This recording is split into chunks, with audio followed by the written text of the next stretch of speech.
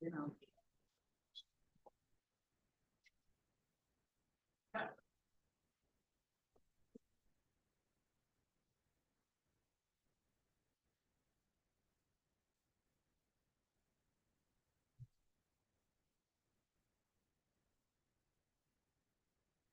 Yeah, they got all these things.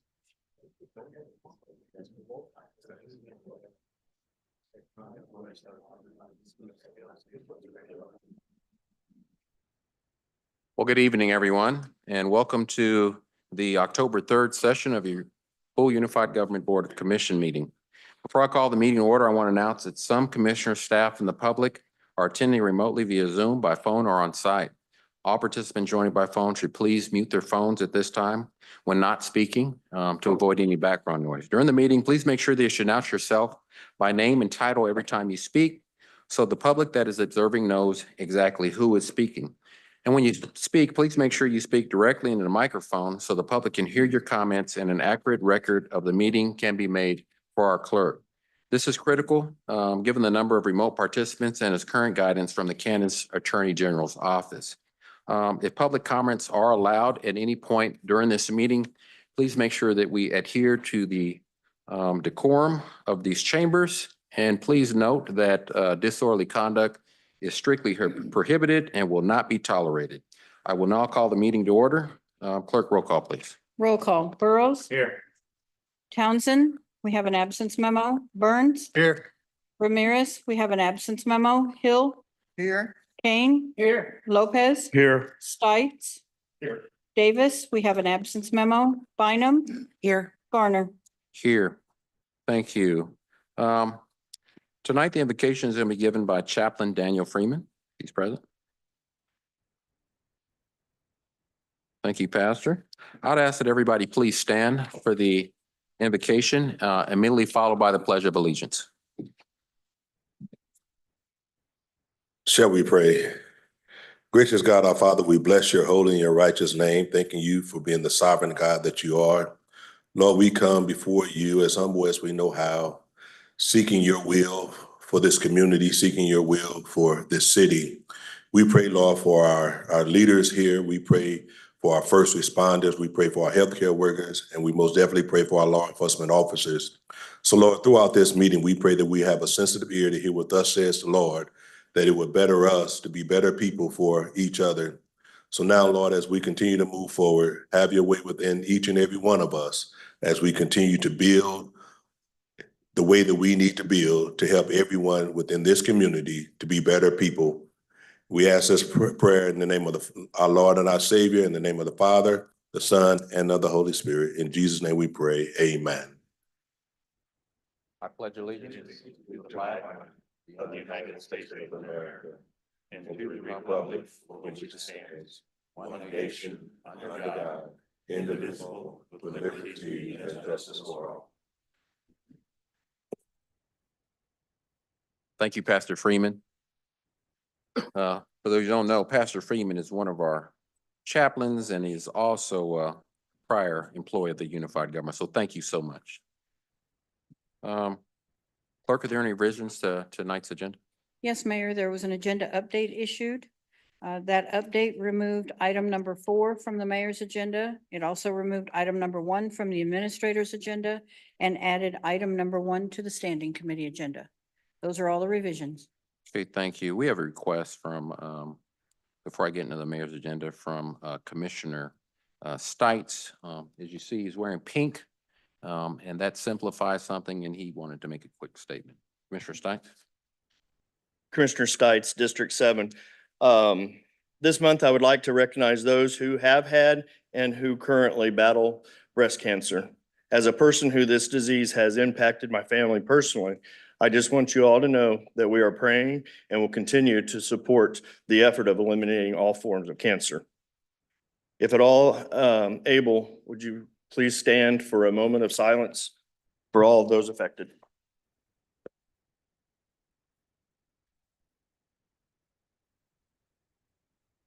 Thank you and God bless.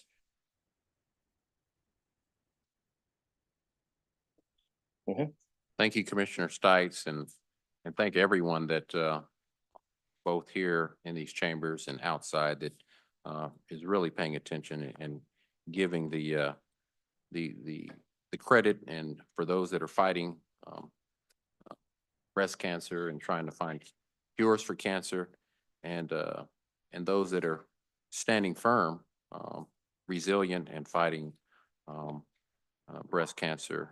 Just know that the thoughts, the prayers, and the support of so many in our community are with you. So thank you, Commissioner Stites. That takes us to the mayor's agenda. The first item is a recognition of the awesome work of the Water Pollution Control Division. We're going to honor them tonight, and it's befitting. It's always great when we honor the good work of good employees doing great things every day here for the residents in Wyandotte County, Kansas City, Kansas. So often we overlook that we wouldn't have a functional government without good people that are just dedicated, that come in every day, and they put sometimes the service of this community above themselves. And so the Water Pollution Department stands at the helm tonight to be recognized. And so we're going to ask Mr. Jeff Miles to come forward and make the presentation. Thank you, Mayor. Commissioners, colleagues, and members of the public here and online that are our valued customers. I'm Jeff Miles, and I did invite Alan Dixon from IBW to stand up here with me tonight, and unfortunately he couldn't make it. So I wanted to definitely give him some credit with his hard work with the team. Thank you for this opportunity to share some exciting news. As many as you know, I'm passionate about highlighting the outstanding work happening within our government. Tonight, I'm thrilled to announce that our team has recently received 5 national and 1 regional award. Water Pollution Control, little background, Water Pollution Control, WPC, operates as a unified government utility within Public Works Division. Established in 1964, our utility has evolved significantly. While we once peaked at 184 full-time employees, we currently have 130 positions, with about 20% of those positions being unfilled, which explains our overtime needs. I mentioned this staffing level because it makes our recent achievements even more remarkable. Also, I can't miss this recruitment opportunity. If you are interested, please go to HR's website, wicokck.org/careers. We are hiring. We invite any talented individuals interested in bringing solutions to our community to apply. Now to assure that I'm welcome back at future engineering meetings, I always have to stick in some data in these presentations. So I'm going to give you a little bit of data so I get some fist pumps at our next engineering meeting. Our WPC team oversees 5 wastewater treatment plants in KCK, processing 7 billion gallons of wastewater each year. Wastewater is transported through an inventory of 800 miles of sewer pipe, 42,000 manholes, 78 pump stations. On top of that, we also manage 300 miles of stormwater pipe, 100 miles of combined pipe, and 9 stormwater pump stations to protect our low-lying areas. Maintaining this extensive infrastructure requires round-the-clock attention, 365 days a year. Our efforts serve not only 153,000 residents, but also commercial and industrial customers, as well as visitors to our community. Also, under an interlocal agreement, we also treat 78 million gallons of water from the city of Edwardsville. Our first set of awards recognizes our outstanding plant performance as acknowledged by the National Association of Clean Water Agencies, NACWA. Meeting our compliance goals is no small feat. We conduct daily sampling and track weekly and monthly targets set by the state. I'm proud to announce that WPC has been honored with 4 awards. The first, a silver award for Wolcott Treatment Plant, our newest state-of-the-art wastewater treatment plant, obviously down on Wolcott. The second, a gold award for Plant 3, celebrating a full year of no permit violations. Plant 3, just for your information, is on the north side of our community, with BPU being our largest customer at that plant. The third, a platinum award for Plant 14, achieving a full compliance for over 6 years. 5 years of gold qualifies for a platinum award. This plant is located off Midland Drive, your area, Ms. Burrows.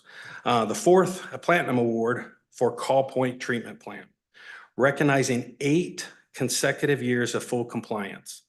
It's really hard to express how amazing this award is.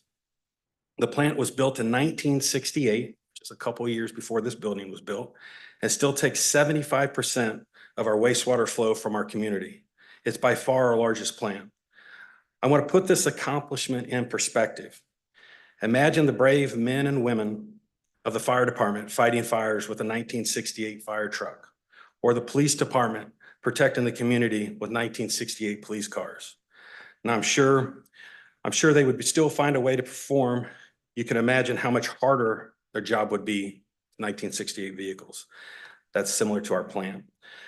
8 years of Clean Water Act compliance is a testament to the talent and dedication of our team members protecting our waterways and technology designed in 1968. The final award, the 5th out of the 5, was presented from the Kansas Water Environmental Association, KWEA, presented the Large Collection System Category 3 Award to the Unified Government of Wyandotte County recently.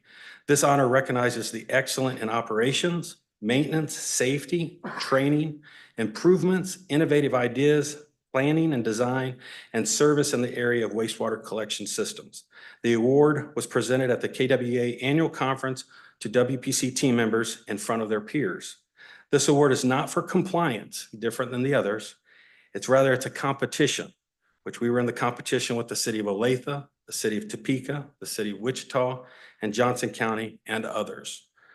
All these awards are not just for WPC. These awards are for all the talented partners behind the scenes, such as communications, budget, finance, legal, fleet, human resources, county administration, engineering, IBEW, BPU, and of course, the elected officials. Lastly, I want to share these awards and this respectful recognition, and we are proud of them. But more importantly, our focus has been customer service and public outreach to our ratepayers. I've shared with many of you on the commission of some of the positive comments we've received this year. And I'm very pleased to report, I just got these in today, for the month of September, 87% of the inquiries into WPC were handled on an average of 1 day, 87%. At a future standing committee, I will share other tracking mechanisms we're putting in place to continue to improve customer service. Thank you again for this opportunity to recognize great work. I believe their work defines the saying, "Proud." I ask all members of the team to stand while we give them a round of applause.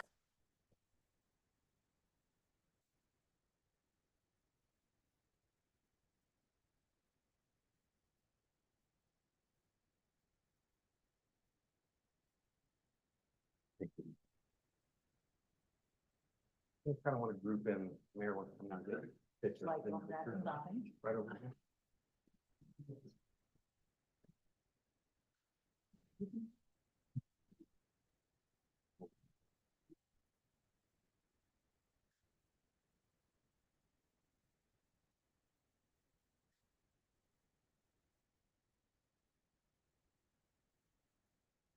Okay. Oop.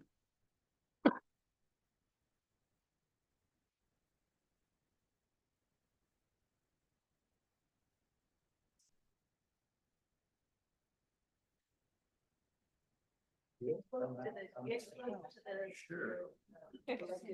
I'm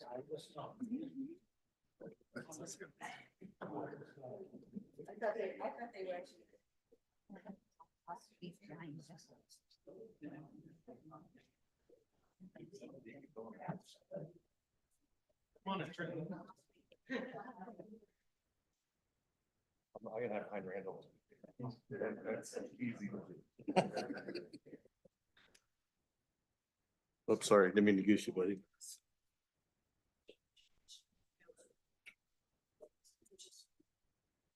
All right, we're gonna go on 3, everyone. And if you can't see the camera can't see you. Young man. For the best. All right, you ready? 1, 2, 3. You're taking one.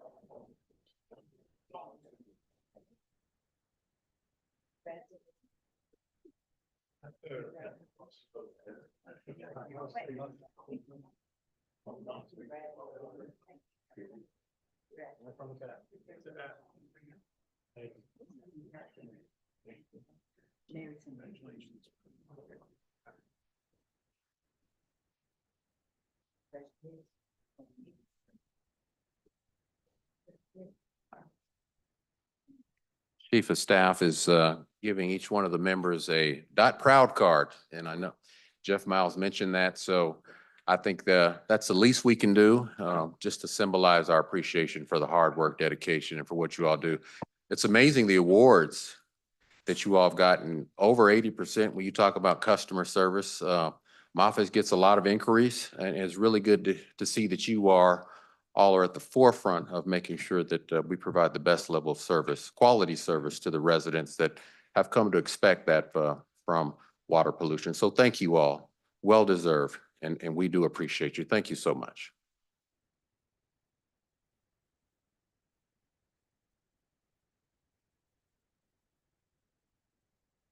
That takes us to the next item on the mayor's agenda. It's a presentation from the Kansas City, Kansas Housing Authority.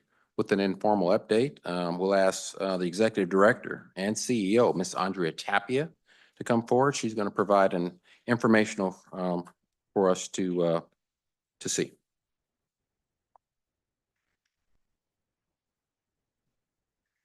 I'm going to jump in here real quick, and I just want to thank you all for having us tonight. Matt Watkins, I serve as chair of the Housing Authority.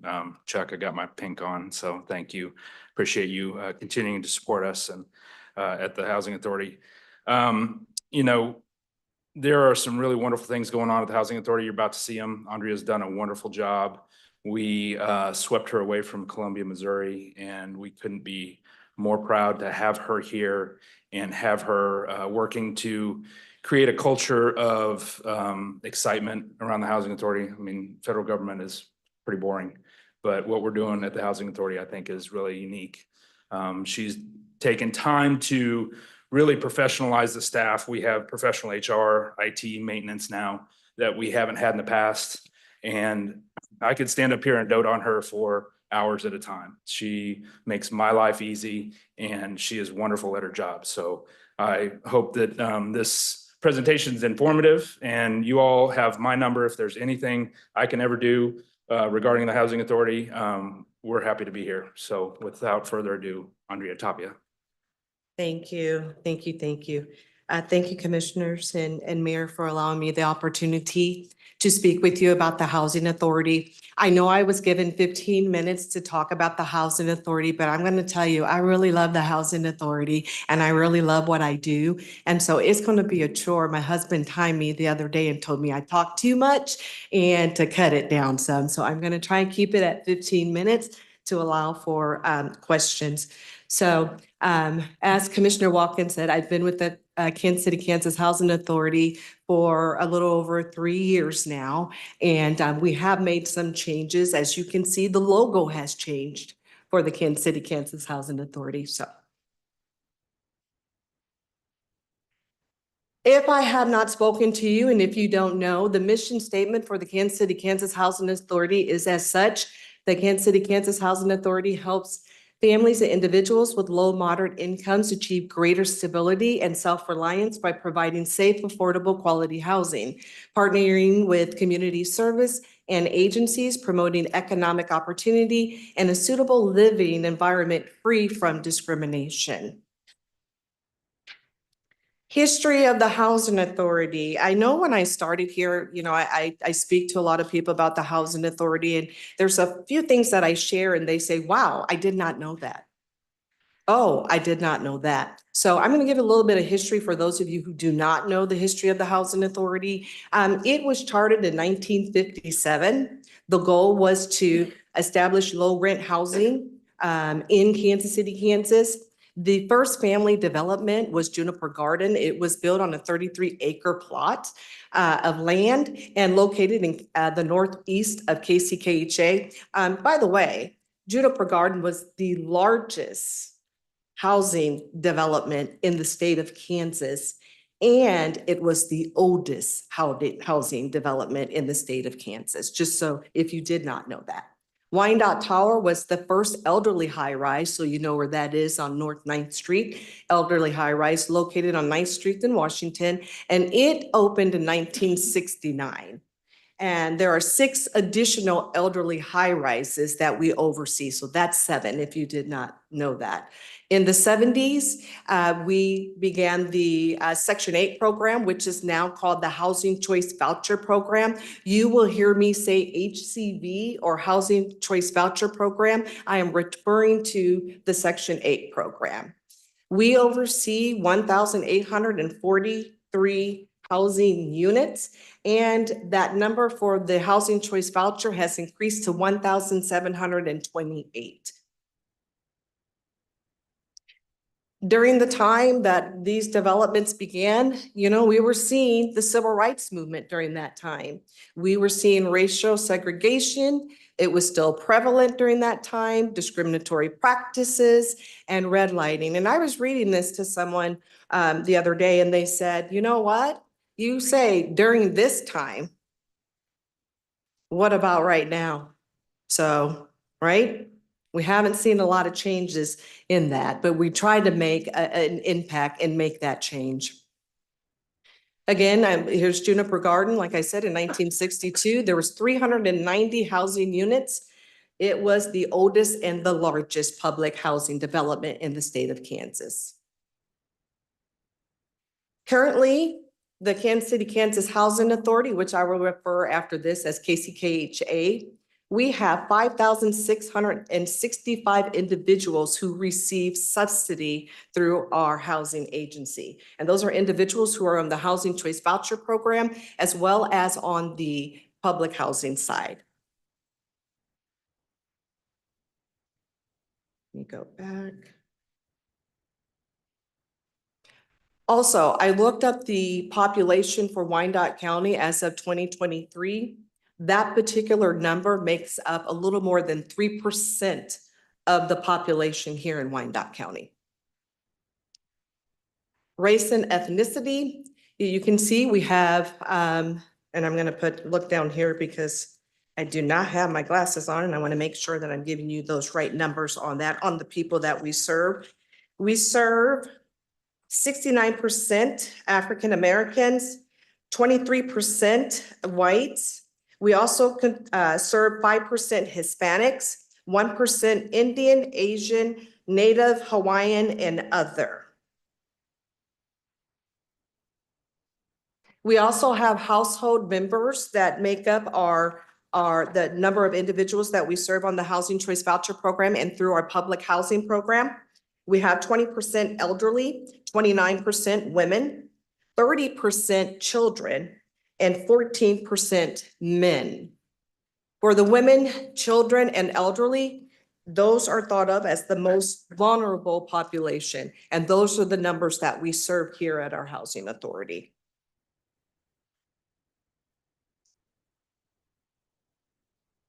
When making a determination on who is eligible for our program, that is done through the HUD income limits. So sometimes you say, why doesn't everyone have access to the program? That's because HUD establishes their own limits, income limits that we follow. And those income limits make a determination of whether or not a family is eligible for our program. And that is our public housing program, as well as our Housing Choice Voucher Program. That is made up, you look at if you can see the chart on the screen, that is broken down by family size and income. So that's what we look at to make a determination. If they fall in that extremely low category, and that's the 30%, or the 30%, if they fall in that extremely low category, those individuals for a household size of 1 cannot make more than $21,700 to be eligible for the program. And then on across, I won't read that whole chart to you. That's how we make a determination on who we serve. We also look at the fair market rents. That is posted through HUD as well. That's done every year. HUD will send out the fair market rents, and that tells us what is a affordable rent. That gives landlords as well as the housing authority a point of where they can set the rents. And so we look at that when we're issuing vouchers to the individuals that are applicants on our Housing Choice Voucher Program. And then we look at what local landlords are charging, and we look to see if it falls into the category of the fair market rents. And we also look to make sure those rents are affordable for the individuals who have the vouchers as well. We also have our flat rents at our public housing as well. And those are the rents that we charge for our 0 bedrooms, our efficiency is what we call them, and then all the way down to 6-bedroom units.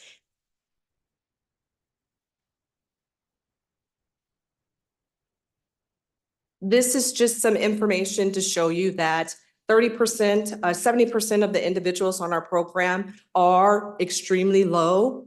50%, 20% of the individuals on our program are 50% very low, and then the 80% and the 81% above the low median income. And these are the individuals that are on our programs. I wanted to show you the income side of this because sometimes people believe that individuals who are receiving program services do not work or have no income. And I wanted you to see the numbers on the individuals who have wages and are earning an income. And that means that they are working with an employer or they may be self-employed. 49% of the individuals have income. 5% of the individuals are on welfare. And then the other 48% of individuals receive Social Security benefits and or a pension. So I really want people to understand that a lot of individuals that are utilizing subsidy have jobs. Something has happened that requires them to need assistance for housing, whether that is divorce, whether that is age because they've gotten older, they've retired, rents have gone up, food is more expensive, medical. Individuals who are on our program aren't all individuals who refuse to work. Those are individuals who are working, and those are also individuals for whatever reason are receiving Social Security benefits and or SSI, and they're utilizing their pension. So I really wanted to make sure that we understand that individuals who are receiving services do work. For those who do work, they pay a portion of their rents. And that's a portion of their rents through the Housing Choice Voucher Program and public housing.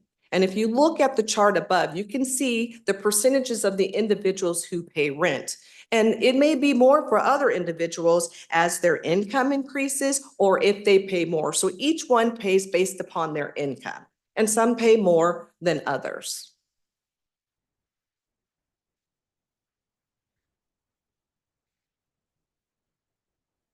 As of September 30th, 2024, right, this quarter, the Housing Authority has paid over $10 million to landlords within our community. That's $10 million that's gone into the community to pay for housing for those who are in need of housing. Also, I did not add on that slide the subsidies for public housing. That's an additional $12 million that is paid. Now, we're only in September. We're looking at over $1 million a month that we pay in program subsidy for individuals in need of those program subsidies. So that's going to be another $4 million more by the end of the year that we put back into the community for housing for those we serve. Why is that important? It's important because it improves the overall health and well-being for the individuals who need that. How much better do you feel knowing you have a place to sleep at night, right? How much better do you feel when you don't run the risk of homelessness or you're not homeless anymore? It creates stability and security, better educational outcomes, better employment outcomes, and increase in community engagement.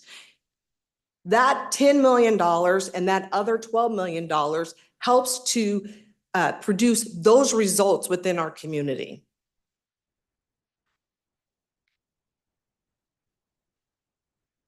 Not only do we provide our own housing for public housing residents and for housing choice voucher residents, but it also allows them an opportunity to become homeowners themselves. The Kansas City, Kansas Housing Authority has a program called the Home Ownership Program. That program provides individuals who purchase homes an opportunity to put a housing choice voucher on that home. It pays a portion of the mortgage for that individual, which they don't have to pay back after 15 years or when that mortgage is paid off. If that individual, for whatever reason, cannot pay their mortgage due to an illness, due to a loss of employment, that voucher works just like the other voucher for the Housing Choice Voucher Program, and it will pay the full amount of the mortgage for that individual. We have currently 4 homeowners that their combined purchase of their homes within Wyandotte County totaled $746,000. We also show support for our homeless veterans. For the year so far, we've paid over $259,000 in housing assistance payments for our homeless veterans. Not only do we work as an agency to help individuals in need, but we also work with other agencies to help individuals in need as well. We work with Delaware Highlands, Eileen's Place, Kim Wilson's, and Crosslines Retirement Center. We provide project-based vouchers that are attached to their developments so that the individuals who are residing on their property also have program subsidy so that they can utilize their services and still have an affordable place to live. So I'm really happy about the project-based voucher, and it's nice to partner with other agencies so that can happen.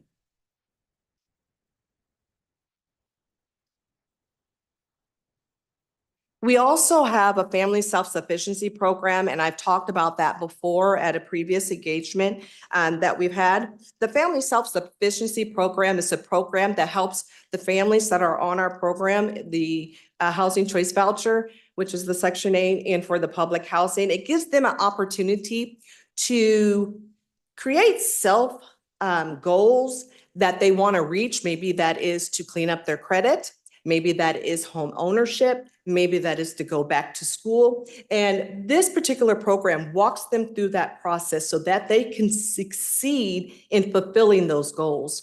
Not only does that program help them succeed in fulfilling those goals, but it also has an escrow. So as individuals are going back to work, making more money, paying more in rents, it matches that increase, puts it in the escrow account, and they can use those funds to purchase a home. They can use those funds to pay off debt. They can use those funds to go back to school. They can use those funds for whatever it is that they want to do. Those funds are not taxed and they're not considered income.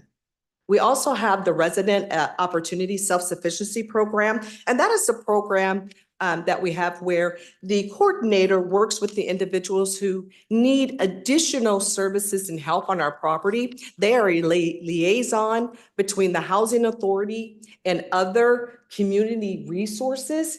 And so that particular program is really great. It's really great for the individuals who are living on property that are aging in place, individuals who are seeking supportive services and connecting them with supportive services. And so that's another great resident opportunity program. And it works in conjunction also with the family self-sufficiency program. We talked about the Family Self-Sufficiency Program and the escrow.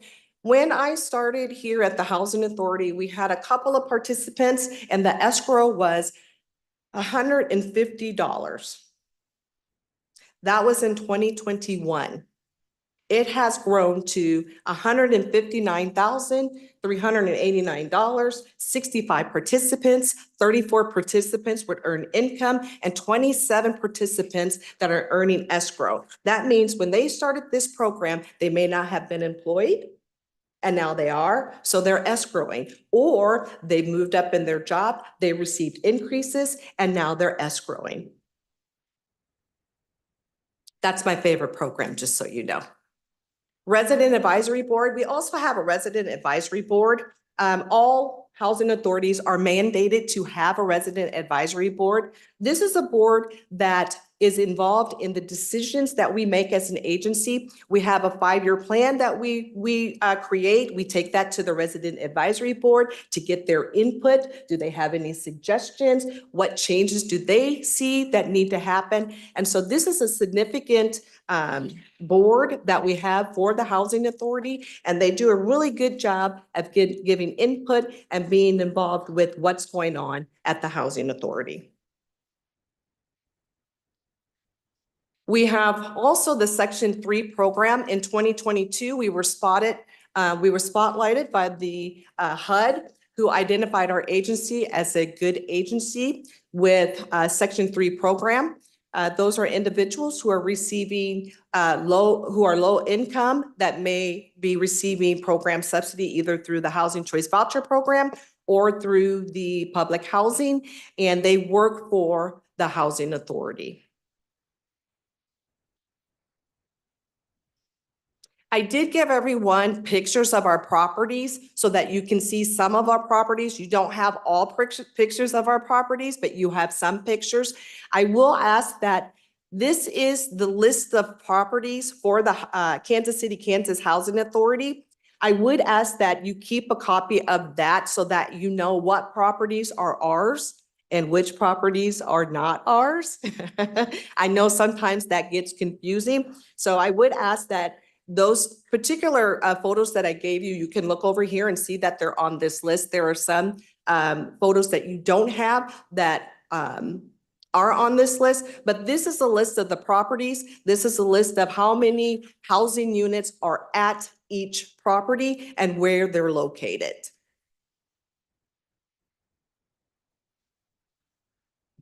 We continue to do modernization on our properties. They are aging properties. They are old. Like I said in the beginning, we have properties that were created in 1962, 1969, and they're aging. They're aging. We have limited capital funds. HUD provides capital funds, but capital funds cannot fix everything. So what we do is we're looking at our projects differently than what we used to. We used to pick, we fixed this here and fixed that there, and we did Band-Aid fixes, and then at some point, all of the Band-Aids fall off. So what we're doing now is we're looking at how we fix our properties and doing it in a way that's sustainable and long-term. And I just wanted to show you some pictures of some of the things that we've done here at the Housing Authority.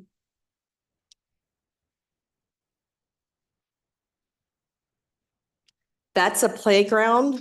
If you look at what it looked like before, that was one of the gutters. There was limited access to get to the playground at Belrose Manor. We went in, we made it accessible for those who are in wheelchairs. We made it accessible for the children. We went in, put hopscotch in, and there's a lot of things that we did to modify that. The capital funds that we've used throughout the years, from 2019, over 4 million, in 2020, over 5 million and on up. And as of 2023, over 6 million, almost $7 million. And currently right now, we're probably at 8 million. Our impact. We provide program subsidy to 3,653 households. We've made assistant payments to landlords from 2022 to 2023, 18 million. But if you were listening to me, you know that we pay over $1 million just this year monthly. So that's going to increase significantly. And we all know that the rents and things are increasing. So that's going to increase. And that includes, just so you know, utility payments. We have in the last 3 years, we've had 120 households become self-sufficient, which is great. We have people who remove themselves from the program so that other people can benefit. We employ, that says 115, we're at 129 employees currently. So we employ 129 employees. What I want to say is that, KCK is a strong community partner. We're putting money back into the community. We are serving, like I said, over 3% of the population here in Wyandotte County. And we love what we do. We love the support of the community. We love what we do. And we will continue working hard for the people that we serve here in Wyandotte. And I also wanted to say this to the commissioners, because I can't tell you everything in 15 minutes, but what I do want to say is I would love to take you on a tour of all of our properties. I would love for you to see our maintenance building. There are a lot of things that we create and build, cabinets, doors, we refurbish our equipment. There are a lot of cost-saving things that we do. And I would love to take the commission on a tour of our properties and our maintenance so that you can see how we do business as the Kansas City, Kansas Housing Authority. Thank you. Thank you. Thank you for the presentation. Any questions from our commissioners? Commissioner Bynum? Thank you, Mayor. Thank you very much for the presentation. A couple of questions. The number of housing choice vouchers available versus the number that are used. It's my understanding that some of that is because we have landlords who choose not to accept them. Can you speak to that? Yes, so we have housing choice vouchers that are allocated and then we issue based upon allocation, right? And then those are always recycled. So we never leave any housing choice vouchers on the table. They recycle. When someone leaves, they use that voucher, so on and so forth. So we do have an issue with landlords sometimes not wanting to rent to individuals who hold a housing choice voucher. So what do you do when that happens?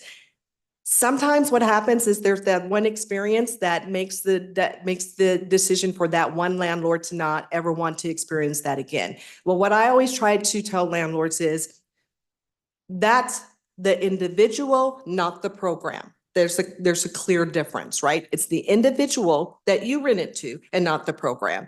And sometimes you have bad experiences with individuals who don't hold a voucher, right? So what can we do to incentivize? One of the things that we did to incentivize landlords is we went to our Board of Commissioners and said, can we have funds to incentivize landlords to help get people housed? They agreed. They voted. They said yes. So we have a $25,000 fund that we utilize to incentivize landlords to rent to housing choice voucher participants. It's working. We're seeing an increase and we're glad about that. And what we're saying is, if you have an experience where they leave and the unit is damaged, right? Here's $500. If you have someone who moves in and they leave with the debt, here's $500. So we're incentivizing landlords to help us get those voucher applicants leased up. I have another question. We're all well aware of the growing homeless population. And I know that, of course, one of the goals is to put people in housing rather than have them be homeless. And I'm wondering, is there an opportunity for the KCK Housing Authority to increase your available housing stock, or perhaps work with the project-based voucher, if that's a better way to go? And if it is, are you aware of any new housing coming out of the ground in that way that would help with the project-based voucher piece of it? So yes, we want to increase housing stock as an agency. We see the need. After we sold Juniper Garden, there were proceeds. Those proceeds we want to utilize to put more housing stock back into the community. And that is something that we want to work with the unified government with. We know that you have land banks, right? And we want to sit down and talk with the unified government about ways that we can work together in order to put more housing stock back into our community. We want to make sure also that when we put housing stock back into the community, that it offers some type of amenities to the individuals that are being placed there. We never want to put anybody on a property where there is no access to food, right? A grocery store, where there's no access to transportation to get to work. So we want to work with the unified government on ways that we can partner together to get additional housing out there. Thank you, Commissioner Hill. Thank you, Mayor. Hill, District 4. Thank you, Ms. Tapia, for your report on this evening. I have a question in regards to security measures. Often, we have heard different things about your buildings, and I just want to know, what are you doing to protect the residents that are law-abiding citizens versus those who are not? Good, great question. So what we did, we hired 5 officers. We have 5 officers who patrol all of our properties because our properties are residential properties. People should live without fear of being attacked, without fear of not being able to go out into the parking lot at night, without fear of riding in the elevator. And so we hired security officers or safety officers that go from property to property. They take calls from the residents. They build a great rapport with the residents. And then we also partner with the Kansas City, Kansas Police Department. And we're doing all of those measures to ensure that people who live in our properties are safe. No one should have to live in a place that's not safe. For the individuals who cannot abide by the lease and who commit violent criminal acts, those individuals are terminated from the program and evicted from housing. Thank you, Ms. Tapia.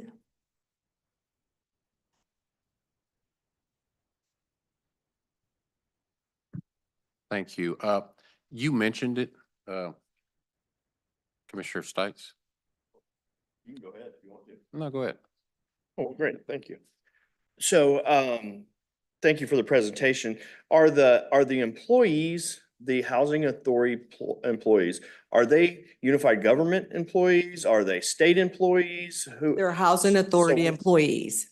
Okay, so who do they, I guess, I've been here 3 years and no one's ever talked to me about a housing authority employee ever, right? So I don't know who do they answer to? Who do they, what's their roles? We didn't hear much about the employees this evening, but I mean, I understand. So we do have a, 15 minutes. we do have a human resource officer. So we do have a human resources. We also have different department heads that they report to. So we have directors for different departments. So the Housing Choice Voucher has the person that they report to. Public Housing has a person that they report to, and each department has their own director and leader that the staff report to.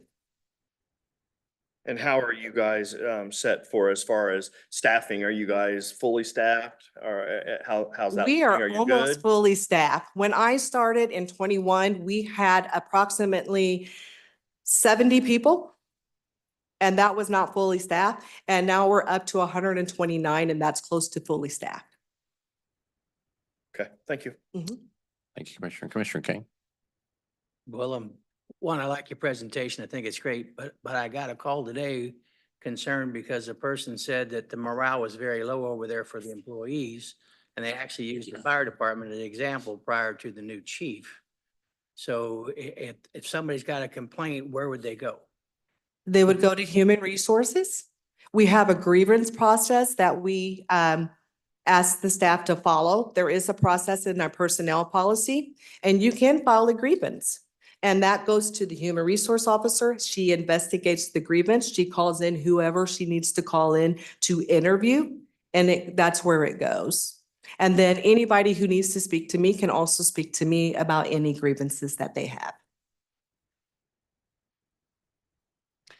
Thank you, Commissioner.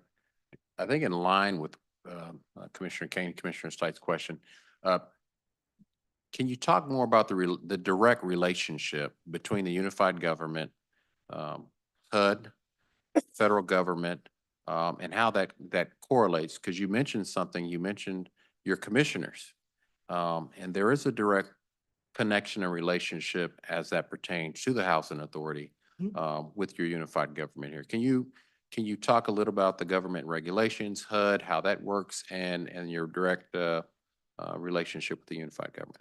So when you're saying HUD's policies and things of that sort, are you talking about program policies? Anything that would be impactful Okay. as far as how you do your day-to-day business. Okay. So our board is made up of 12 board members. We currently have 11. We need another board member to be appointed. And those individuals are appointed by the unified government, by the mayor's office on our board.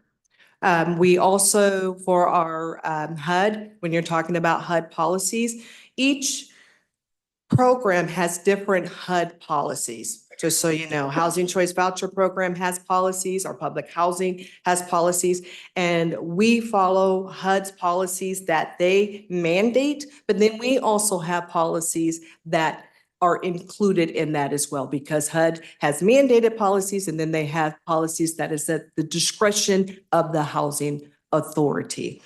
We work with HUD in conjunction with HUD to ensure that they are overseeing and making sure that we are in compliance, that we are spending the funds like we should spend the funds, that we are making sure that our properties are occupied, our vouchers are issued and leased up. And it's just an enormous amount of reporting and compliance that we do as a housing agency.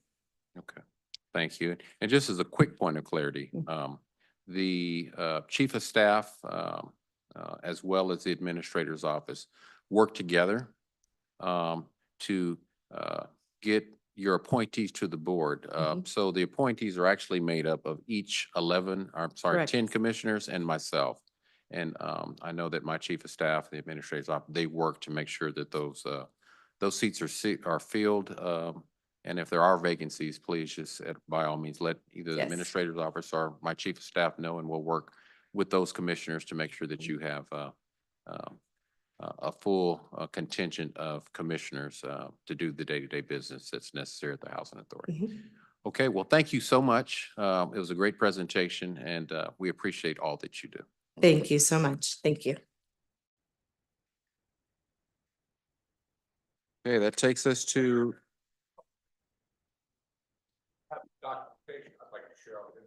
no, sir. There's no public, but if you want, you can talk to somebody from my staff or from the administrative staff and share that information, and we'll make sure it gets to where it needs to go. But thank you. There's no public comment.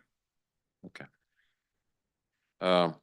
Takes us to item number 3, which is the last item on the mayor's agenda. It's a proclamation for the Fire Prevention Week and Fire Prevention Month.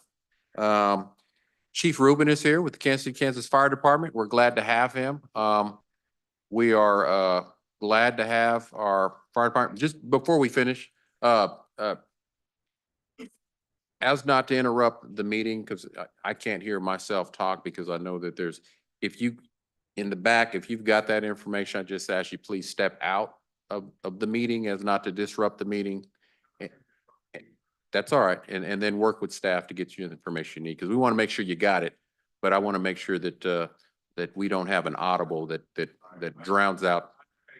That's all right. I'm not here to debate you. I'm just saying it. Just making that notice. All right, Chief. Yes, sir. Glad to have you. What an honor, truly, Mayor, Commissioners, Acting County Administrator, to stand before you and to talk today about Fire Prevention Week. In 1922, the National Fire Protection Association recognized that the Great Chicago Fire should be a bellwether, a call, if you will, to arms to be able to protect homes. And again, it became the very first year was 1922, and it continues today. The motto for this particular event that we're going to host is that smoke detectors, they work for you. In order to celebrate this great event, we're going to be holding a Sound the Alarm program. And I think at each one of the seats, you have a save the date card. And we're hoping to see perhaps some of the commissioners, along with the mayor and other staff. It's going to be on October 12th. We're going to be working in the Bethel neighborhood area at 7th Street, just off of Central. With that said, our goal that day will be to install 200 smoke alarms where families otherwise would not have that simple protection. We know in America, about 4,000 people die because of fire, mostly in their homes, mostly old and mostly young. And it happens at nighttime when no one's alert or awake. So by installing the smoke alarms, we'll never know how many lives that we save. But we know that certainly there will be some. During that day, we're going to be working closely with the American Red Cross. They will be assisting us, and we're hoping to have somewhere on the order of about 100 people working to do that installation. Is at no charge to the community. And folks who are not in their home, as we canvass a neighborhood, will receive yet another card that will ask them to please contact us. And that time can be scheduled when we'll come out and individually install a smoke alarm. We're going to continue this program throughout our community, installing the free smoke alarms that come from the American Red Cross until every home is protected. Thank you so much for acknowledging us, for acknowledging National Fire Prevention Week. I would be remiss if I didn't mention our incredibly great fire marshal. Chief John Droppelman is joining us today. He's roughly a 30-year member of the department and just has done incredible work. So thank you for acknowledging us and the honor of standing before you this evening, Mr. Mayor. You are so welcome, Chief. I know we have questions from our commissioners, so don't go anywhere. Yes, sir. I'm going to ask our clerk to read the proclamation on behalf of your statements, clerk. Proclamation. Whereas in the United States, the first presidential proclamation of Fire Prevention Week was made in 1925 by President Calvin Coolidge. And whereas each year during the month of October, the Kansas City, Kansas Fire Department takes this opportunity to remind the citizens of Kansas City, Kansas of the devastating impact fire has on each of us. And whereas the Kansas City, Kansas Fire Department has 18 fire stations that respond to calls, the members of the Kansas City, Kansas Fire Department are ready to respond to save lives and property for those in need 24 hours a day, 7 days a week. And whereas this year's Fire Prevention Month theme from the National Fire Protection Association is smoke alarms, make them work for you. And whereas this year's Fire Prevention Week is October 6th through October 12th, and the month of October is Fire Prevention Month. And whereas the members of the fire department engage in many hours of fire prevention through open houses, school demonstrations, and festivals to share the information with the public, to use the week of October 6th through October 12th to educate the community on the benefits of smoke detector use and their proper placement. And whereas it is appropriate to recognize the value and the accomplishments of the fire service providers by designating Fire Prevention Week. Now therefore, I, Tyrone Garner, Mayor CEO of the Unified Government of Wyandotte County, Kansas City, Kansas, in recognition of this event, do hereby proclaim the week of October 6th through October 12th as Fire Prevention Week and the month of October as Fire Prevention Month. Fire Prevention Week and Fire Prevention Month in Wyandotte County, Kansas City, Kansas. I encourage the community to observe this week with appropriate programs, ceremonies, and activities. Thank you, Mr. Mayor. Thank you. So it is said, and so have I proclaimed. Thank you, Chief. Thank you so much. Yes. Okay. Before we come down, I know some of our commissioners had some questions. I think Commissioner Burrows had a question for you. Thank you, Mayor. Chief, what a worthy cause. Thank you for doing this for the community. One question, if I may, I know we have codes in reference to how many fire alarms and where they're supposed to be in the home, Mr. Dobbleman. So do you provide that many alarms, or is it just one per household? How do you go about doing that? Because if I have people ask me that, I want to ensure that I can give them the proper information. What we do is install at least one on each level. The goal is that they would be outside of every sleeping quarters, close enough to the kitchen area where there's usually other devices that become ignition sources, but far enough away that they don't sound false when you burn the toast. We, again, will be installing multiple alarms if the house is large enough and if there's enough floors. The program is provided by the American Red Cross through the Gates Foundation. So not only when we go out and do what we call the blitzes, we'll be installing smoke alarms on demand. So when a family says we won't be there on that Saturday, but at 2 o'clock on a Thursday, we can have someone come out. We'll send a fire truck or one of our fire inspectors out, and they will install it. We feel very confident that if we install it, it's done right, it's done properly, and it will sound. For instance, where the ceiling and the wall come together is described as a dead air space. That's not where we want it. The air is not going to move there. The smoke most likely will not get to that location. So again, with our staff having some pretty good understanding. And just as a side note, we'll also be providing lunch for our workers on the 12th, again, through the Salvation Army, but we'll also provide some great training. So come out and you'll learn some of those tips. I don't know if the marshal wants to add any additional information, but when it comes to homes for the long term, once that detector that was initially installed doesn't function, well, we don't have any authority over a home. A person's home is their castle. I'm sure that you've heard that.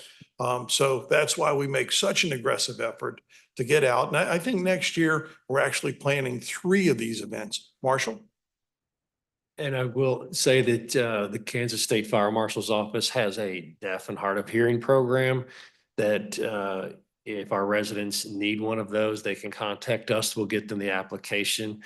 The State Fire Marshal's Office then sends us that equipment and we install it for them in their home. Wonderful. And believe it or not, it's a bed shaker. So the idea is that when someone goes to sleep, they're defenseless. We've got to have those alarms in homes. Last year, we had 7 fire fatalities in this community, and our goal is 0. The number one tenet, if you will, of our mission statement is to prevent harm in this community, and we mean that. Well, we appreciate you, and I know the public do too. So thank you so very much. Thank you. I'll ask that our at-large commissioners come down and so we can memorialize this proclamation. Put this word.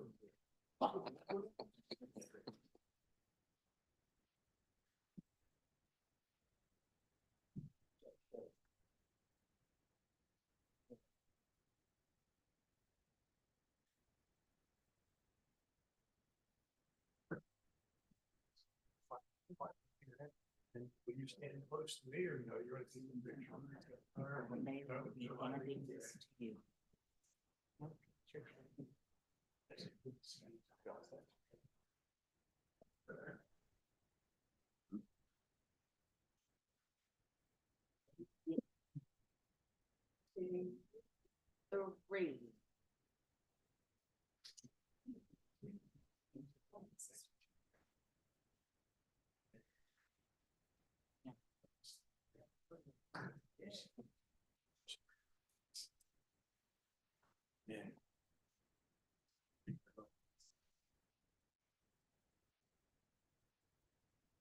picture.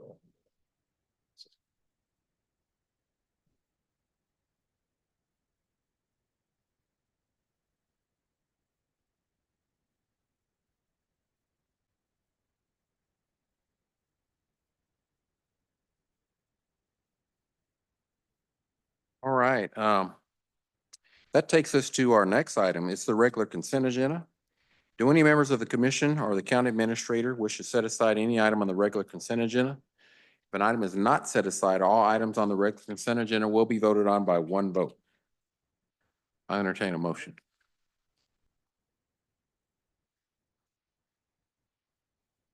I'll entertain a motion. Mayor, move to approve all items on consent. There is a motion. Is there a second? There is a motion and a second. Any further discussion? Seeing none, clerk roll call.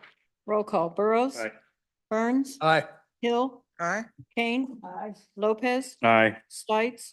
Bynum. Aye. Motion carries.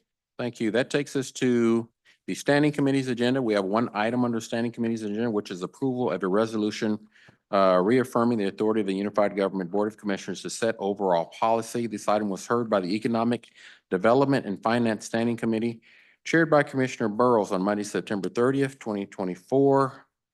I'll ask Commissioner Burrows to make the opening remarks. Mayor, this is a policy decision brought forth to the full commission to restate the authority of the policymakers to, I don't want to say codify, but to ensure that they understand that they are the policymaking board. Okay, thank you. There's a question, Commissioner Bynum.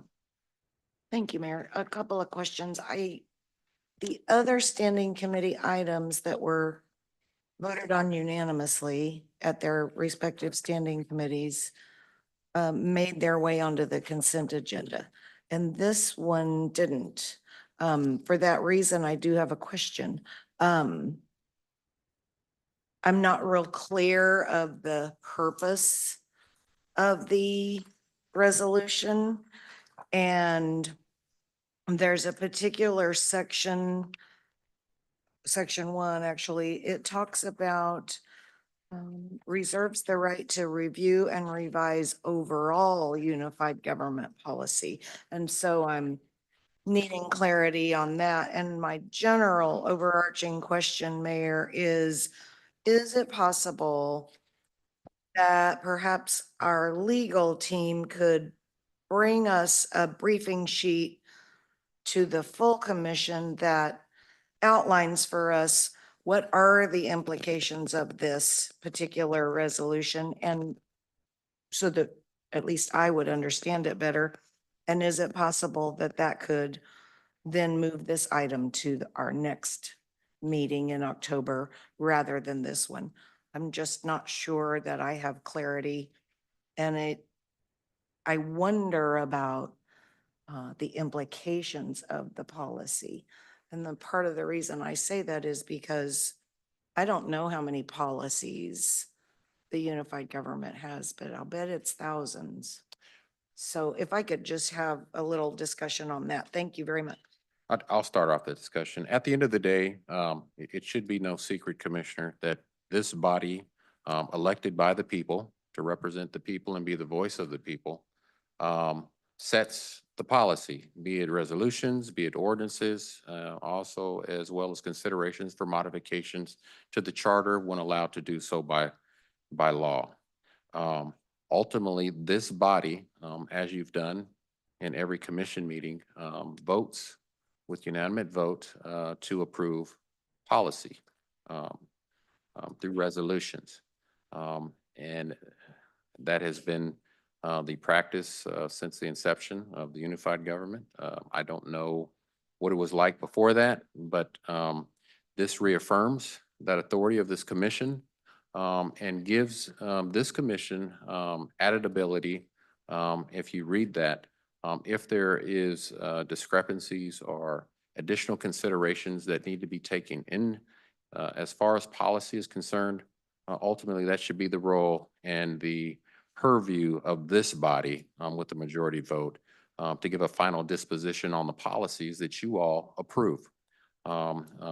Whether it's 1 or whether it's 1 million, you all vote for those policies, either current commissioners or past commissioners. And so if there's a question as to, as it's written in that, to those policies, ultimately the decision should be at the discretion of this policy-making body to either give clarity or to either modify or to either reverse, add to, or bring clarity again to policy decisions that you have voted on. Often that's done when policies come forward in standing committee. The debates are there. Questions are asked. A vote is taken. Additional debate and information is brought forward when it comes to the full commission. And ultimately, the commission makes an informed decision based off the information, and they vote accordingly. If there's questions as to that, that process can come back to this body for clarity. And then this body can again be given all the facts, the information, and make an informed decision on the very policy that you all create. If you look at the charter, or at least I should say the ordinance, the role of this commission is really simplified down to two roles. You all adopt policy and you approve a budget. Those are the overriding majority roles of the Unified Government Commissions as it's written currently in our ordinance. And so because you all create the policies that dictate how this unified government is run, are the day-to-day business within the city of Kansas City, Kansas, as well as the portion that we're responsible for throughout the county. It should be made known to everyone that this body and this body alone, not the mayor and not staff, creates the policy. Any laws, be them criminal or civil, approving the administration to enter into contracts and agreements and all those things. That is the role of the commission, not the mayor and not staff. And ultimately, those items, if they come into question, should be approved by this commission, with the commission retaining its full discretion to have the ability to do just that. If there's concerns or discrepancies or clarity as to policy that may be needed, to give staff clear direction on how to make sure that the will of this commission, who is elected by the people, is carried out in a way that reflects through a majority vote, which you all see fit. So that will start off that conversation. I don't know, Commissioner Burrows, I believe Commissioner Stites and others were on the committee, and so they can weigh in. Commissioner Kane, you have a question? All right, thank you, Mayor. So let's say that we vote, we make a decision. The commissioners say do it this way, and yet then we've had some modifications that we didn't know about after we vote on it. The goal of this is to prevent this from happening, correct? There is no modifications, Commissioner, that would be had. This just says, for example, there's been complaints about various departments and some of the discretionary decisions of staff. Ultimately, if those complaints are brought forward to you, ultimately, if there's discrepancy and clarity needs to be made, it's saying that we can bring that to you and you all can say, we determine what the policy is, and we're going to direct staff with the majority vote of this commission to say, go forth and carry out whatever we say that we want the policy decision made, because you all create the policy and you can get rid of policies through a majority vote. I mean, that's just reaffirming that at the end of the day, the government was set up for the people to be represented by individuals put here from the people. And that is the power of our democracy, to make sure that reaffirm that we have a democratic form of government where the people that are elected in office actually have the overall oversight and ability to ensure that policy is being not only implemented, but being carried out as to the will of the elected body. Thank you. Commissioner Bynum.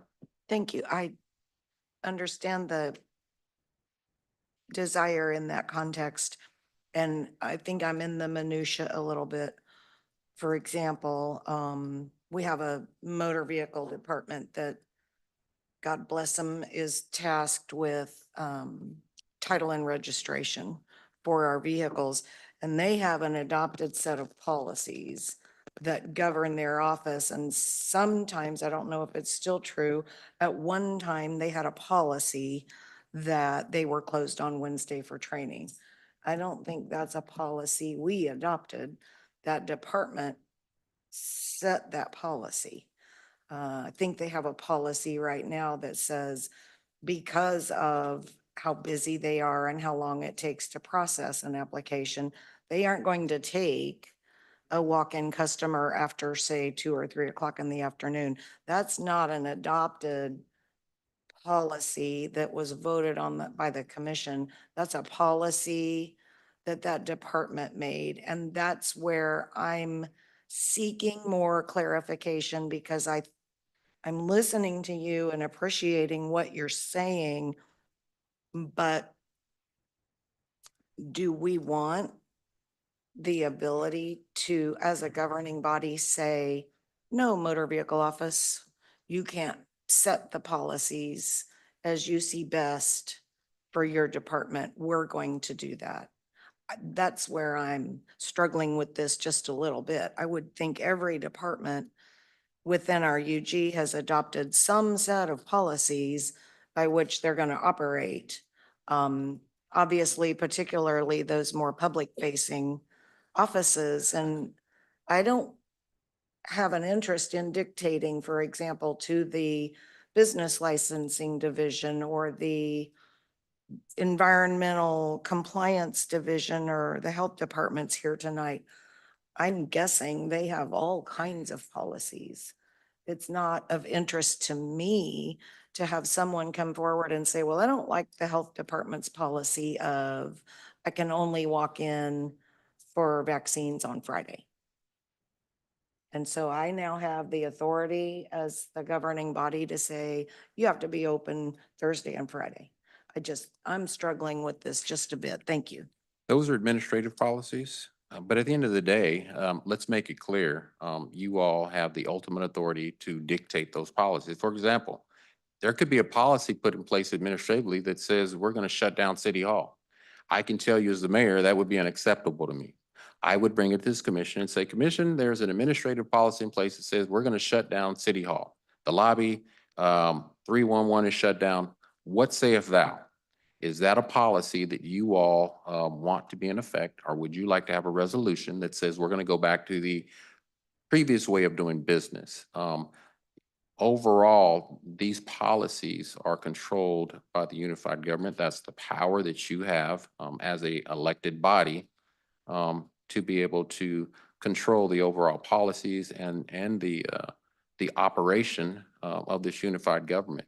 I believe most people elect you all to have the ability to make a final decision and have a disposition on running this government, as opposed to non-elected bureaucrats that people I've talked to have problems with in a variety of things. And so it'd be good if those problems arise, that the commission should have the ability to weigh in and say, let's give us all the information. What's the complaint? And then move forward and create a policy that either overrides or reinstates or supports practices, our policies. And sometimes that's good to have, because if you go back in history, sometimes there are unjust laws and policies that were legal, that were passed. It doesn't mean they were just. And they had to be reviewed and corrected by somebody because they had a disparate impact, may have had a disparate treatment. There may have been some inequities. There may have been a question of fairness. Or it may have been a situation where individuals that are not elected maybe might have overstepped their bounds as to the interpretation of ordinance. At the end of the day, I believe what was brought forward wasn't so much to get into the day-to-day operation of administrative policies, as opposed to really looking at the actual ordinances, resolution, and the charter, and those types of policies and laws that this body puts in place. And if there's questions about those would be the primary source of questions for this body to consider or weigh in on. Thank you. Commissioner Lopez. Yeah, Mayor, I want to make the motion to approve this resolution. Second. There's a motion and a second. Is there any further discussion? Clerk, roll call. Roll call. Burrows. Aye. Burns. Aye. Hill. Aye. Kane. Lopez. Aye. Stites. Bynum. No. Motion carries. Okay, thank you. That takes us to, that concludes the regular portion of this meeting, and I'll adjourn us in that capacity. But I need a motion to adjourn in that capacity, and we will be brought back as the County Board of Health. For motion. Fine, I'm so moved. So motion? Second. There's a motion and a second. Clerk, roll call. Roll call. Burrows. Aye. Burns. Aye. Hill. Aye. Kane. Lopez. Aye. Stites. Bynum. Aye. Motion carries. Thank you. We have one item scheduled for this evening with, for the Board of Health. And that's what we're going into as the Board of Health, as we've come out of, for clarity, the Board of Unified Government Board of Commissioners. The item includes a presentation from the Health Families Wyandotte Program and the Women's, Infants, and Children Program within our Health Department. I'll turn it over to our acting county administrator to do the introductions. Alan Howes, Acting County Administrator. Thank you, Mayor. I'll ask Dr. Caldwell and team to come forward and do the presentations. I believe we're starting with the Women, Infants, and Children presentation first. So Dr. Caldwell.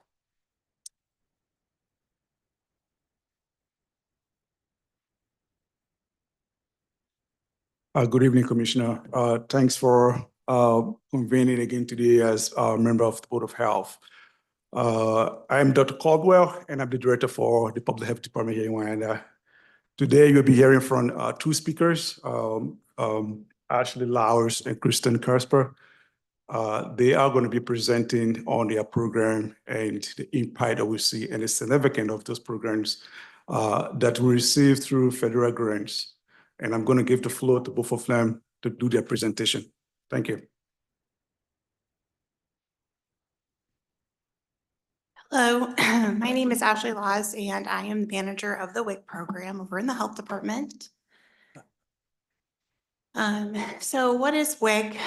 WIC is a federally funded program for women, infants, and children. We are a nutrition education program where we started in 1974. So this year we're celebrating 50 years of WIC. WIC was started many years ago to mitigate malnutrition in low-income families and also low birth weight of infants. So we've been doing this for 50 years now. It's been a great program. It's grown over the years. And we are federally funded through the USDA.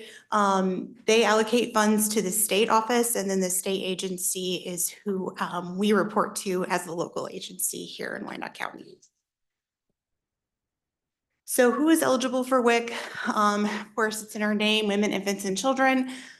This is women who are pregnant, who have delivered their baby, who are breastfeeding, and then infants is 0 to 12 months, and children until their 5th birthday.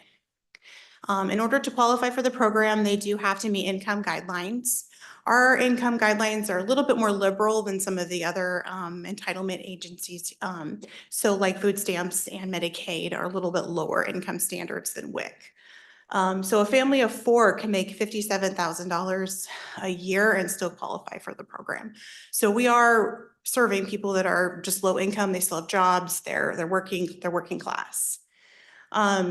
They do have to be a Kansas resident to get Kansas WIC. Each state has their own agency. So like somebody from Wyandotte County can't take their card over to Missouri and get WIC over there. They have to get it in the state of Kansas. So WIC provides these 4 key things. We provide nutrition, counseling, and education, which is done by a registered dietitian. So they provide education on how to gain weight during pregnancy, how to breastfeed if mom's having issues with latching baby, she can help her with that.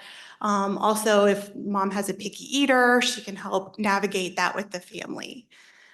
We have a lot of breastfeeding support, not only with the dietitians, but we have a breastfeeding peer counselor program where it's peer support. So these are women who have been on WIC or are currently on WIC and have breastfed. And so they help encourage our WIC moms to breastfeed. We provide nutritious foods. So they get a card when they get on the program, and it's an electronic card that they can take with them to the store. And on the card are healthy foods, because we're a healthy food focused program. So those foods include milk, cheese, yogurt, beans, peanut butter, whole grains. We do provide nutritious foods like for babies, like baby food and infant cereal when they turn 6 months of age. And then the other thing we offer is health and social service referrals. So if a family comes in and they need extra help with like, they don't have a doctor they go to, we can help connect them with a clinic that they would be right for them. Also, if they were interested in home visiting programs or they need immunizations or anything like that, and the other services that we offer in the health department, we can get them connected to those. So in Wyandotte County, we serve about 5,300 clients a month. That is the number of benefits issued a month. We don't see all of them in 1 month, but we are a very busy clinic. We are probably the busiest clinic in the health department. We have about 100 appointments a day with clients. And they just have to call us and we can make them an appointment. With COVID came some changes to the WIC program. It used to be they had to be in person for every single thing. And that made it hard for families to come in to return documents or to just check, just do a lot of other things. So now we can do a lot of stuff over the phone. So they just need to request a remote appointment if they need it. But we also can, provide transportation for them to get to their WIC appointments. And then we do accommodate diverse populations. So we know Wyandotte County is very diverse, so we do have interpreters that we use to help communicate with our clients. I do want to share with you, we do have 16 WIC approved stores in Wyandotte County. And so when the clients use their card in the store, that money gets reimbursed to the store from the state. So last year, the stores in Wyandotte County made $4.5 million just on the WIC program alone. So we're putting money back into our community, which I think is really neat. And the other thing about that number is that our fruit and vegetable benefit makes up $1.1 million of that, $4.5 million. The USDA increased the fruit and vegetable benefit in the last couple years. Before 2020, the child would get $9 they could use on fruits and vegetables, and a mom would get $11 a month, which is nothing. So they increased it, so now children get $26 a month and the moms get $43. So that's, a direct impact of that's more fruits and vegetables that are getting put into our clients' hands and they're getting hopefully consumed by them, and that makes them healthier overall. Do you have any questions? Committee, any questions? Seeing none, it's a worthy program in spite of the state's tightening up the rules and regs associated to the program. It's good to see that it's still bringing in the revenue necessary to provide food for families. Yes, it is. Thank you. Thank you for the president. No other questions or comments? Thank you so very much. Welcome. Dr. Eli? Yeah, our next presenter is going to be Christine Casper. Thank you for your time tonight. My name is Christina Casper, and I will be presenting about the Healthy Families Program at the Health Department. Healthy Families America was launched 32 years ago because there was a lot of child abuse. Home visiting was identified as a strategy to prevent it. Parents as Teachers is a little bit more known home visiting program, but HFA, or Healthy Families America, is one of the most widely implemented home visiting models in the US. Nearly 600 HFA sites with 38 states and 70,000 families are involved each year. At our site in 2011, the health department started the Healthy Families Program by Emily Cates, who started right away to make our site accredited, which means we have about 150 standards to comply to. Oh, I'm not moving this slide. I'm sorry. Okay. So here are the 3 goals that we work towards. Right now, when I say we, it's myself as the program supervisor and 3 home visitors. And we would like to grow as KDHE has available funding and would like us to add additional workers.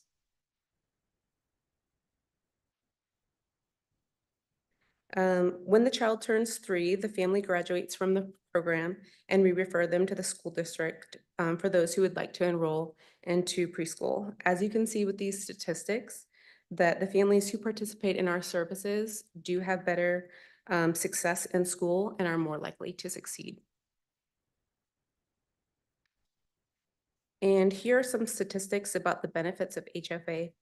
When we receive a family, we get to know their individualistic needs and the goals that they're working on. So we want to make sure that families know we're not here to let them know how to parent, but kind of figure out what kind of parent they would like to be and support them in their goals. We do use an evidence-based curriculum that we give to our families in each visit. And while we do offer information about child development, we also offer needed community resources like WIC. This slide shows more about the Healthy Families America research and those who participate in services that have better outcomes, like lower birth weight. Because HFA model would like for us to start as early as possible, like prenatal. And we also see that our moms breastfeed more as well. This slide is about the funding. MCV stands for the Maternal, Infant, and Early Childhood Home Visiting. MCV is one of the largest funder in the US. Our site is 100% MCV funded. And home visiting is cost effective. Studies have found a return of investment of $1.80 to $5.70 for every dollar spent on home visiting. For instance, a low birth weight NICU stay on average is $57,000, just to give some reference. This slide shows the population the MCV funding is targeting to serve. When we first meet with families, we do an assessment to find out their individual needs, strengths, and also some possible risk factors like these to address during the services. While you do not have to have all of these are some of the risk factors that clients have when they participate in services. Our services are free, they're voluntary, and you can quit at any time you'd like. We try to get them during pregnancy and then graduate our program at 3. I say it says intensive here because we meet with families bi-weekly during pregnancy and then weekly after baby's here. We want to make sure baby's is doing the regular things, eating, sleeping, pooping. And so we want to just make sure that mom and baby are both adjusting when they come home. And then we move back to bi-weekly once, usually around 6 months when everybody's comfortable. And then by the time they're 2, we're meeting with them monthly. So kind of gradually see them less. This is some of these are the MCV benchmark standards. This gives a good idea of what we're focusing on in a visit. So they do match up with some of the Healthy Family standards. When we first meet baby, we're focused a lot on number 1, making sure that there's not a preterm birth, making sure mom and baby are healthy. We can also refer them to our Becoming a Mom classes that are taught at the health department if we get them late in their pregnancy or they just need extra support. And because we know that the fetal infant mortality review is high here in Wyandotte, we focus a lot on number 7, safe sleep. And because we're in the home, we're able to see what their sleeping environment looks like and offer safer sleep strategies if needed. We always focus on number 10, bringing in activities for moms or dads to do with their babies. It helps with bonding, but also with reaching those essential milestones. So if children aren't reaching those milestones based on the parents' feedback, we are able to refer them to our infant toddler services program here in Wyandotte County, which is able to offer free services as well, but focus on speech therapy, occupation, or physical therapy, whatever that family may need. Because we do a lot of our ages and stages questionnaires, mom and dad are a little bit more aware of what their child should be doing. So we don't typically have to refer to that program because of our services. This slideshow is more information about our site. As you know, Wyandotte County is a diverse community. According to USD 500, there are 65 languages that are spoken in the district. Our home visiting program has been able to learn a little bit more about the Burmese family. As you can see, 50% of our families are Burmese that we use interpreters for. Besides those who are new to the country, we also see a lot of first-time moms using our programs, or maybe single moms using our programs, but we also serve moms who are on their 6th child. So sometimes we find that families may not know how to use a thermometer or when to call the pediatrician's nurse line versus going to the urgent care or emergency services. So we're just there to kind of teach some of that health literacy that's needed. We do find, because we were working with the family for so long, that they are more comfortable asking us questions sometimes instead of their doctor. And so when it comes to medical, we just make sure and refer them to medical services if needed, or provide as much education as possible that we can find using evidence curriculum. And then lastly, I did want to share about our monthly family time events that our site does and why we do them. So our monthly family time events are to let us know about let families know about local community resources that we have here in Wyandotte or surrounding counties. As you know, our families can have a little bit of isolation. And so in order to help with that, we do allow them to network with one another and get to know each other and provide support with one another. But we also want to make sure we provide them with an activity to do for bonding. And so, for example, we went to the Cider Hill orchard and families were able to pick apples with their kiddos and leave with a bushel of apples that we provided them. Recently in August, we went to the downtown fire station and our families got to learn about what those folks do there. And then we were able to provide families with 2 fire extinguishers, batteries for smoke detectors if needed, carbon monoxide detectors, and first aid kits. And then we kind of shared what's in those first aid kits so they can learn those. But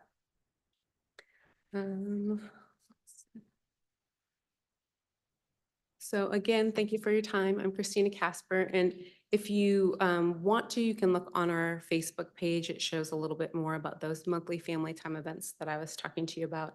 And here's my contact information if you want to know more. Thank you. Thank you, Ms. Casper. We have a question from Commissioner Bynum. Thank you, Mayor. Dr. Eli and all the health department team, we appreciate the presentation and the work that you all do every day. You are serving, I think I saw 59. Is there capacity to serve more? And if yes, what can we do to help bring more people into your program? Yeah, so currently right now we have 1 vacancy that has been needing to be filled since July. I know there's a hiring freeze. So obviously filling that slot, but I know KDHE has asked and have funding for us to serve at least or to have 4 more home visitors. And so with the Healthy Families model, we want to make sure that our visitors aren't getting burnt out. And so one of the things in the model is with Healthy Families is that our workers get about 15 or up to 19 families, depending on how weekly they see them or how often they see them. And so usually they're having about 10 visits with each family, or 10 visits a week. And so just to kind of prevent burnout, we do kind of cap at a certain limit, but that would be a good way to get more workers in. Is to be able to- Part of the reason why that interests me is because you have your benchmark performance standards, and I'm looking at them, and they also correlate to the social determinants of health. And the social determinants of health are exactly the things that have Wyandotte County at a 105 out of 105 counties ranking in health. And so more of this that can be done benefits the county immensely. Yeah. And another reason why I appreciate so much the work you're doing and just whatever we can do to help you do more, Great, thank I you. think we should be willing to do that. Thanks very much. Thank you. Thank you, Commissioner Burrows. Thank you, Ms. Casper. I have a question. Are you all mandatory reporters? Yes. Okay, because the way you, in your presentation, you talked about child abuse and spousal abuse and drug addiction. I didn't know if that was a mandatory reporting. And what, are you involved after the report has been made by someone else? Yeah. Or are you involved on the front end and trying to rectify the situation? That's a good question. We are actually here for prevention. And so while we are mandatory reporters, we're there to prevent that call from happening. And so when we get them prenatally, sometimes we're just maybe changing the narrative. So for instance, if we have a mom who's like, oh, my baby kicks a lot when I go to bed and I want to sleep, they're not letting me sleep. Sometimes that narrative could be like, oh, but what are you doing all day? You're walking, and that's kind of like rocking a baby. And so we just kind of provide a little bit of education, and then they're like, oh, okay. So it kind of normalizes it a little bit. So some of that education goes a long way in some of these prevention strategies. And again, the additional support, we are mandated reporters. And so we find that our site doesn't really have to do that. Our moms come in and they're really wanting to know the information about their children. And then with our program, we find that sometimes it's just moms understanding the expectations that they should have for their child at that age. So my baby likes to touch everything, grab everything, and we're just sharing, oh, that's how they learn. In order for the cycle of learning, we have to be curious first. And so just providing some of that education goes a long way. But yeah, we're at the front of it, prevention. We can work with the family after if they get involved with TCF, if they want. But again, our program is here to be voluntary, and we don't make anybody be in the program. We have no authority like that. So as a mandatory reporter, who do you report to? We do DCF hotline. Thank you. Thank you so much. All right, thank you. Thank you. Thank you. And appreciate all the questions and answers. And Commissioner Berners, one of the things we are looking at, I know you mentioned social determinants of health in our health ranking. There are a lot that go in there, and I wouldn't be able to unpack all of them tonight for you because I know everybody is tired. But we are closely looking at that as to what do we do to make Wyandotte move from in that almost 99 to 100 percentile to 50 percentile of our health ranking. So we are deploying different strategies to address that. Like I said, there are multiple things we look at: policy issues, clinical indicators, things like that. But just want to say thank you, commissioners, and we'll be coming before you to share our programs to you so you get to know what we do in the health department. It is very important. It's also important for the public to understand what we do as a public health agency. And I also want to say, I appreciate some of you, some of the commissioners that have come to our health department. I encourage you, please come visit us. Come and see what we do because it's important for us to get a support for you as well. Thank you. Thank you. All right. We have no further business tonight before this governing body. I'll make a motion. Motion to adjourn. Okay, we have a motion to adjourn. Second. There's a second. Clerk, roll call. Roll call. Burrows. Aye. Burns. Aye. Hill. Aye. Kane. Aye. Lopez. Aye. Stites. Bynum. Aye. Motion carries. Thank you. Everybody have a good evening.